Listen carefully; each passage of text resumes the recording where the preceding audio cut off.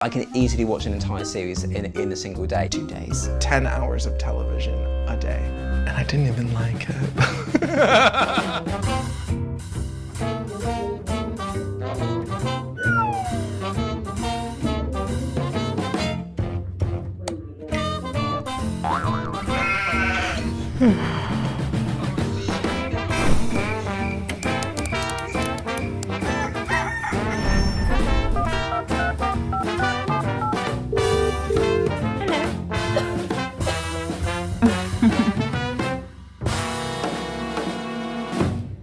Binging started by accident.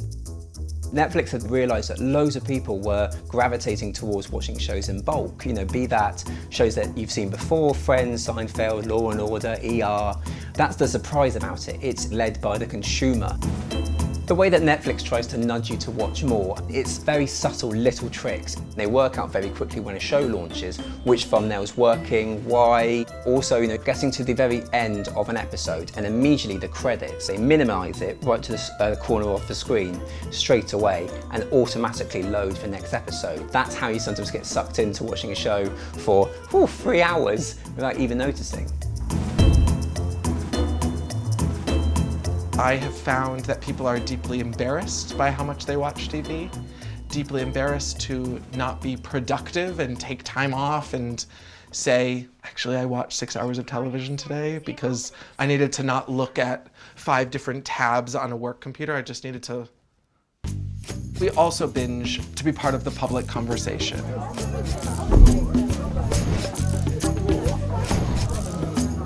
Yeah, I love Fleabag.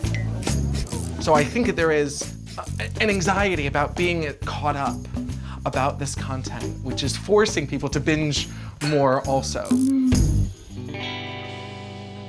When we can identify with a character, it leads to the release of the love hormone, oxytocin. It creates a bond. We have had such a wonderful morning. A series like Big Little Lies, which allows you to look at the same event through the eyes of very different characters. You're bound to be able to find a character that you can relate to and go on the journey with. If you ever touch my little girl like that again, you're gonna be in big trouble. Hey.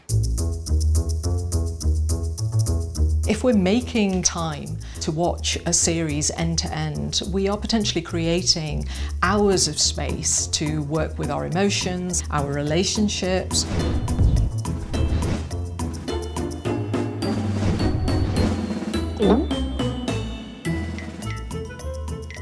I have probably watched television with over 700 people, and so I've experienced a lot of people having big emotions. No one's fun anymore!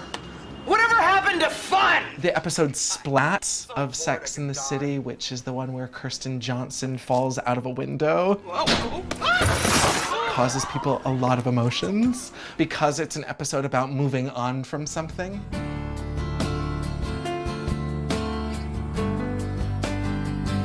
I want to go to Paris. Our brains don't discriminate between real activation and activation due to imagined events. Binge watching means that you're activating yourself to a high degree for much longer periods of time. That's going to take longer for you to come down from that.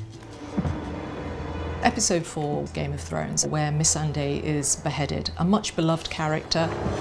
It's a very graphic death, will have triggered the sympathetic nervous system. It wouldn't be conducive to a good night's sleep.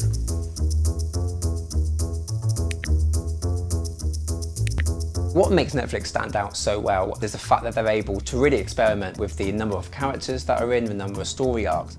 Netflix knows that you're never going to watch a show midway through, you're never going to start in the middle, you're always going to start from the very beginning. So that's why you've got Orange is the New Black, which has a cast of about 40. So you're able to have that level of depth over an 8-hour series than what you would normally do if it was separated into 8 60-minute chunks shoved on a linear broadcast channel. Binging is a word that has very negative connotations to it, right? Binging is to shovel yourself.